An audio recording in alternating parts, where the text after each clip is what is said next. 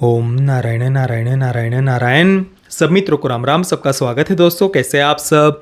तो दोस्तों, इस सप्ताह 20 जून शुक्रवार को कुबेरा एक क्राइम थ्रिलर फिल्म थिएटर में रिलीज हुई है। ये एक बायलिंगुअल फिल्म है, तेलुगु और तमिल दोनों भाषाओं में एक साथ में इसे शूट किया गया है और तेलुगु और तमिल के ही साथ में इसका जो हिंदी डब्ड वर्जन है वो भी थिएटर में रिलीज हुआ है। हालांकि हिंदी वर्जन को केवल कुछ सिंगल स्क्रीन थिएटर्स पर ही रिलीज किया गया था। मैंने इसका हिंदी वर्जन ही देखा। 3 घंटे से भी बड़ी ये फिल्म है, 3 घंटे और 2 मिनट की फिल्म में धनुष, नागार्जुना, रश्मिका मंदन्ना, जिम साहब, दिलीप ताहिल आदि आदि मुख्य भूमिका में है। फिल्म के को राइटर और डायरेक्टर है शेखर कम्मुला, जिनकी पिछली फिल्म थी 2021 में आई हुई लव स्टोरी, जिसमें नाग चैतन्य और साई पल्लवी मुख्य भूमिका में थे। अब उस फिल्म की, लव स्टोरी फिल्म की कहानी जो ऑनलाइन हमें पढ़ने को मिलती है, उसकी शुरुआत की एक लाइन अगर मैं आपको पढ़कर बताऊं तो वो इस प्रकार से है। Revanth is a lower caste Christian settled in Hyderabad who runs a Zumba center. Monica, an upper caste girl, also arrives in Hyderabad in search of a job and moves into a neighboring house. अब देखिए, रेवंत के character को introduce कराने के लिए ये जो शब्द प्रयोग किया गया है, लोअर कास्ट क्रिश्चियन, इसके पीछे डायरेक्टर का क्या उद्देश्य था ये तो वे ही जाने। परंतु जितना मैंने देखा, सुना, पढ़ा हुआ है न्यूज़ आर्टिकल्स वगैरह के माध्यम से, या फिर जो अनुभव मेरे रहे हैं उसके आधार पर ये जो शब्द प्रयोग है वो फॉरेन फंडिंग से काम करने वाली जो मिशनरीज़ है या फिर जो लेफ्ट का इकोसिस्टम है, उनके द्वारा कई बार किया जाता है। इस शब्द प्रयोग के साथ में आपने अलग अलग जगहों पर प्रोटेस्ट वगैरह भी होते हुए देखे होंगे। उसके पीछे उनके कुछ अपने उद्देश्य रहते हैं।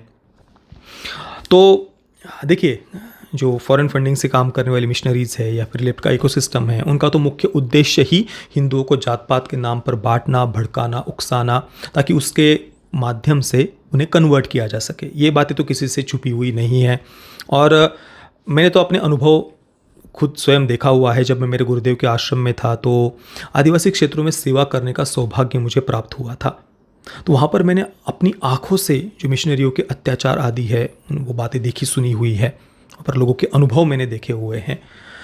तो पहले तो इस प्रकार से जात पात के नाम पर बांट कर कन्वर्ट करना, और उसके लिए कई सारे अलग अलग प्रकार के हथकंडे अपनाए जाते हैं। नक्सलियों का जो पूरा तंत्र है उसका भी उपयोग किया जाता है कन्वर्जन के लिए।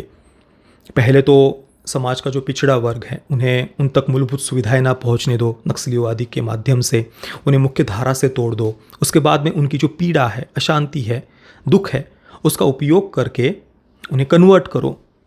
और उसके लिए फिर प्रलोभनों का उपयोग किया जाता है या फिर हिंदू देवी देवताओं को गाली दिया जाना।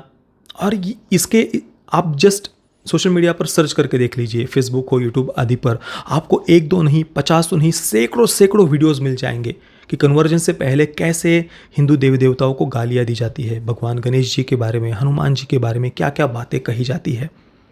तो कन्वर्जन के लिए ऐसे कई सारे अलग अलग प्रकार के हथकंडे अपनाए जाते हैं, प्रलोभन आदि का उपयोग किया जाता है। और कन्वर्ट करने के बाद में भी ये जो जातिवाद की जो पॉलिटिक्स है, तो ये सब उसके बाद में भी शुरू रहती है। ये हमने देखा हुआ है, इससे पहले भी हमने कई बार। तो यहाँ पर डायरेक्टर का क्या उद्देश्य था उनकी पहली फिल्म में वो तो वे ही जाने। अब उनकी जो अगली फिल्म है कुबेरा, वो इस सप्ताह रिलीज़ हुई है। कहानी अगर मैं संक्षेप में आपको बताऊं तो एक बेसिक प्रीमिस तो वैसा ही है जैसा कि जो वामपंथी विचारधारा वाले डायरेक्टर्स होते हैं उनकी फिल्मों की जो बेसिक कहानी होती है, जस्ट वही सेम पैटर्न उन्होंने यहाँ पर भी उपयोग किया है। एक दरिंदा एविल कॉरपोरेट जिसके ऊपर कोई लगाम नहीं है, बेलगाम हो चुका है, जिसको चाहे उसको वो मार दे, कुचल दे, मार कर फेंक दे, कोई उसको पूछने वाला ही नहीं है। ऐसा एक दरिंदा एविल कॉरपोरेट है। जिम सार्ब ने कैरेक्टर प्ले किया है और उसके पिता का पात्र दिलीप ताहिल उन्होंने प्ले किया है। और ऑब्वियसली दिलीप ताहिल उनका पात्र बड़ा उन्हें भक्ति भाव वाला दिखाया है। भगवान तिरुपति बालाजी के वे भक्त है और जब भी कुछ गलत कार्य उन्हें करना होता है तो उसके पहले वो कहते हैं, दिलीप ताहिल उनका पात्र, कि हे भगवान तिरुपति बालाजी, मैं आपको सोने का मुकुट चढ़ाऊंगा, मैं आपको सोने का मुकुट चढ़ाऊंगा, मैं आपको सोने का मुकुट चढ़ाऊंगा। ऐसा कई बार उन्हें फिल्म में बोलते हुए दिखाया है। तो एक तरफ तो ये दरिंदा एविल कॉरपोरेट है जो चाहे जिसको मार दे वगैरह, सब शासन प्रशासन सब उनके बस कंट्रोल में, हाथ में है, इस प्रकार से दिखाया है। दूसरी तरफ फिल्म की शुरुआत में ही एक कच्चे तेल का रिजर्व उनको भंडार मिलता है, उसकी खोज की जाती है। अब इसके बाद में वहाँ पर कुछ भी जो ऑयल रिफाइनरीज वगैरह लगाने के लिए जो भी है, ये जो दरिंदा एविल कॉरपोरेट है वो अपनी पूरी तैयारी प्लानिंग वगैरह करता है ताकि उसके पास वो पूरा टेंडर वगैरह आ सके। इसके लिए वो पॉलिटिशियंस वगैरह की हेल्प ले रहा है। जो पेट्रोलियम मिनिस्टर है, पेट्रोलियम और नेचुरल गैस मिनिस्टर, उसका वो उपयोग करता है इसके लिए। अब ये पूरा टेंडर वगैरह जो भी उसे लेना है, उसके लिए जो पैसों की हेरा फेरी करनी है, हज़ारों हज़ारों करोड़ रुपए हैं जो उसे ब्लैक का वाइट करना है हवाला वगैरह के माध्यम से। अब इसके लिए एक दीपक नाम का एक सीबीआई ऑफिसर जो अभी जेल में है, उसकी निष्ठा से अपनी वो कर्तव्यनिष्ठ होकर के जो अपना काम वो कर रहा था, इस कारण से उसको जेल में डाल दिया गया था सीबीआई ऑफिसर को। नागार्जुना उन्होंने ये कैरेक्टर प्ले किया है। अब वो चारों तरफ से घिरा हुआ है, फंसा हुआ है। तो दरिंदा एविल कॉरपोरेट उस दीपक को कहता है कि मैं तुम्हें बचा लूँगा अदालतों से वगैरह वगैरह सब जगह से, जैसे ऐसी चुटकी बजाते हुए तुमको बाहर निकालूंगा जस्ट तुम्हें मेरी मदद करनी होगी ये पैसे ब्लैक के वाइट कराने के लिए। तो वो मान जाता है। अब इसके बाद में कुछ जो दरिद्र नारायण जिन्हें हम कहते हैं, जो भीख आदि मांगते हैं अलग अलग जगहों पर, तो ऐसे कुछ 4-5 लोगों को इकट्ठा कराया जाता है ताकि उनके नाम पर ये ब्लैक का वाइट पैसा कराया जा सके। अलग अलग जगहों से लोग उठाए जाते हैं। सबसे मुख्य तो एक ही पात्र पर फोकस है, धनुष के पात्र पर। देवा उसका नाम है। भगवान तिरुपति बालाजी जी का जो मंदिर है उसके आगे वो भीख मांग रहा होता है, तो वहाँ से उसको उठा लिया जाता है। फिल्म की शुरुआत में ही एक सीन है, मंदिर के सामने ही एक थार दिखाई है जो एक ऐसे ही गरीब व्यक्ति को कुचलकर निकल जाती है। तो धनुष का पात्र कई दूर तक उस थार का पीछा कर रहा है पर वो रुकती नहीं है। तो इस प्रकार से शुरुआत में देवा के कैरेक्टर को इंट्रोड्यूस कराया गया है। अब उसको लाया जाता है तो स्वाभाविक सी बात है इसके बाद में क्या होगा, सबसे बड़ा अड़ंगा रोड़ा या प्रॉब्लम वही देवा का कैरेक्टर क्रिएट करेगा इस दरिंदे एविल कॉरपोरेट के रास्ते में, और वैसा ही होता ही है। अब इसके बाद में किस प्रकार से फिर ये एविल कॉरपोरेट क्या क्या आगे करता है ताकि उस देवा को कंट्रोल किया जा सके या उसको पकड़ा जा सके, या उस तक पहुंचने के लिए आगे क्या क्या बातें की जाती है जब वो वहाँ से भाग निकलता है, और फिर देवा के साथ आगे क्या होगा, यही फिल्म की कहानी है। हालांकि कहानी इतनी प्रिडिक्टेबल है कि कोई भी आप शुरुआत में ही गेस कर लेंगे, इसी एविल कॉरपोरेट को फिल्म के एंडिंग में मार दिया जाएगा। और फिर जो ये धनुष का पात्र है देवा का, उसके हाथों ही इस एविल कॉरपोरेट को मारा जाता है। अब फिल्म के एंडिंग में इस एविल कॉरपोरेट को मारने से पहले उस बात को जस्टिफाई करने के लिए एक और महिला थी जो भीख मांगती थी, उसका बच्चा है, उसकी माँ की तो मृत्यु हो चुकी है पर वो नवजात शिशु हाथ में होता है रश्मिका मंदाना के। परंतु ये जो एविल कॉरपोरेट है जिम शार्प का कैरेक्टर, उस बच्चे को ऐसे ही धक्का दे करके हवा में उड़ा देता है। तो वो कितना निष्ठुर है, निर्दयी है, ये वो दिखा रहे हैं। और उसके बाद में फिर धनुष के पात्र के हाथों उस एविल कॉरपोरेट की हत्या कर दी जाती है, उसको मार दिया जाता है। अब उसके मारने को जस्टिफाई करने के लिए ही उससे पहले जस्ट पहले ये सीन उन्होंने डाला था कि वो नवजात शिशु को तक ऐसे हवा में उछालकर फेंक दे रहा है ताकि उसके बाद में फिर जो इस एविल कॉरपोरेट की हत्या है उसको जस्टिफाई किया जा सके, या वो जस्टिफाई हो सके, ठीक लग सके दर्शकों को, देखने वाले को। और फिल्म में एंडिंग में जो ये देवा का पात्र है धनुष का, वो जिम शार्प के कैरेक्टर को कहता है कि देखो भीख मांगना कितना मेहनत का काम है, इसमें कितने परिश्रम होते हैं भीख मांगने में, तो एक काम करो तुम एक दिन के लिए भीख मांग करके दिखाओ। ऐसा देवा का पात्र उस एविल कॉरपोरेट से कहता है कि एक दिन के लिए तुम भीख मांग करके दिखाओ। तो फिर वो एक दिन के लिए भीख मांगने के लिए तैयार हो जाता है क्योंकि भाई हज़ारों करोड़ का सवाल है। और फिर बाद में फिर ये जो धनुष है वो उसको बेहोश करके, सर में मार करके उस एविल कॉरपोरेट को एक डंपिंग यार्ड पर लेकर के आता है, और फिर वहीं पर उस बच्चे को धक्का मारने का सीन है, और उसके बाद में धनुष का पात्र उस एविल कॉरपोरेट को मार देता है। अब देखिए एक कॉमन सेंस की अगर हम बात करें, हमें इतिहास में भी ऐसी कई सारी कहानियाँ, पौराणिक कथाएं भी हमें पढ़ने को मिलती है कि कहीं पर एक कुटिया में रहने वाले महापुरुष हैं और दूसरी तरफ एक बहुत धनाढ्य सेठ है या कोई बड़ा राजा सम्राट आदि भी है, परंतु अपने अहंकार में चूर है। और फिर उस ऐसे सम्राट का या उस धनाढ्य व्यक्ति का अहंकार कैसे वो कुटिया में रहने वाले महापुरुष चूर चूर कर देते हैं उसके अहंकार को, और फिर वो धनाढ्य सेठ या फिर वो सम्राट, चक्रवर्ती सम्राट अपना सब कुछ न्योछावर करके उस संत के चरणों में कैसे गिर पड़ते हैं, उस कुटिया में रहने वाले महापुरुष के चरणों में कैसे गिर पड़ते हैं। ऐसी कई कहानियां हमने देखी हुई है। तो किसी धनाढ्य व्यक्ति को अहंकारी दिखाना, गलत दिखाना ये कोई गलत नहीं है, ये तो बिल्कुल दिखाना ही चाहिए। इस प्रकार की कई कहानियाँ लिखी जा सकती है। परंतु कोई वामपंथी फिल्म मेकर जब इस प्रकार की कहानी दिखाता है तो वो दिखाने के पीछे का उसका उद्देश्य और जिस प्रकार से वो उस बात को दिखाता है वो गलत हो जाती है। नहीं तो आप कितने भी धनाढ्य व्यक्ति को कितना भी अहंकारी दिखाओ, इससे भी क्रूर दिखाओ, किसी ने उससे रोका नहीं है। परंतु आप वो किस उद्देश्य से दिखा रहे हो, वो दिखाने के पीछे का आपका उद्देश्य क्या है या किस प्रकार से आप वो बात दिखा रहे हो, ये बात सबसे ज़्यादा मायने रखती है। और भीख मांगने को किसी बहुत मेहनत की तरह दिखाना ठीक है, आप वो पीड़ा दिखाना चाहते हैं, वो बात भी हम समझ सकते हैं। परंतु जिस प्रकार से इन सब बातों को उन्होंने प्रस्तुत किया है या इसके पीछे का जो उनका उद्देश्य है वो कहीं से भी जस्टिफाई नहीं होता। कोई व्यक्ति उद्योग जगत में भी है या कोई कहीं पर उसने अपना बिजनेस भी खड़ा किया है, उसकी भी अपनी मेहनत है, उसके भी पुरखों ने, उसके भी माता पिता दादा दादी आदि ने, उन्होंने भी जीरो से ही कहीं ना कहीं से शुरुआत की होगी, वहीं से वो मेहनत करके वहाँ तक पहुँचे हैं।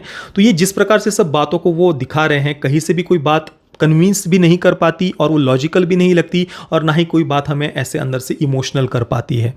दूसरी बात, जो जितने भी मंदिर आदि के सीन उन्होंने दिखाए हैं, हर जगह पर हमें ऐसा लगता है जैसे मंदिर के सामने सब जैसे भिक्षा मांग रहे हैं, भीख मांग रहे हैं, वो बातें हमें देखने को मिलती है। तो मंदिर में जैसे अन्याय के किसी अड्डे की तरह वो मंदिर को दिखा रहे हो, ऐसे लगता है। ये मैं क्यों कह रहा हूँ, क्योंकि आगे जाकर के एक जगह पर एक सीन है जहाँ पर धनुष का पात्र जब बिल्कुल भूखा होता है तब वो पूछता है रश्मिका मंदना के पात्र से कि आज का दिन कौन सा है। तो वो कहती है कि आज शुक्रवार है। तो धनुष का पात्र कहता है कि मुझे वह हजेली दरगाह के पास में जाकर के छोड़ दो। तो वहाँ जाकर के उसको खाने को मिलता है और वो बिल्कुल लब लब जोर जोर से वहाँ पर वो खाता है कि वहाँ पर दान दिया जा रहा होता है दरगाह में। तो वहाँ पर वो जाकर उसकी भूख वहाँ पर मिट रही है। परंतु मंदिर का जब भी कोई सीन आता है ना, तो वहाँ पर जो भी भूखे हैं या जिनको कुछ खाने को नहीं मिलता, वो उन पर बस अन्याय अत्याचार हो रहे हैं या उनको कोई कुचल कर निकल जा रहा है, उनको कोई दान पुण्य कर रहा हो या उनकी मदद की जा रही हो। जबकि जितने भी मैंने मंदिर देखे हुए हैं, तो अधिकतर मंदिरों में दोपहर को अन्नदान होता है। और मैंने कई जगहों पर, महाराष्ट्र में भी कई जगहों पर देखा है। मैं अभी कर्नाटका में गया था, वहाँ पर भी कई मंदिरों में मैंने देखा। तमिलनाडु में भी गया, वहाँ पर भी कई मंदिरों में मैंने देखा। तो अन्नदान होना या जो भी मंदिर में दर्शन करने के लिए आते हैं वो इस प्रकार का दान पुण्य करना, ये तो आपको सभी जगह पर देखने को मिलेगा। अलग अलग जगहों पर भंडारे होते हुए आपको देखने को मिलेंगे। बाकी रोज मंदिरों में जो अन्नदान होता है वो तो अलग ही बात, सब जगह पर आपको ये देखने को मिलेगा। पर यहाँ पर डायरेक्टर जब भी मंदिरों को दिखा रहे हैं वहाँ पर जस्ट वो जैसे अन्याय हो रहा हो।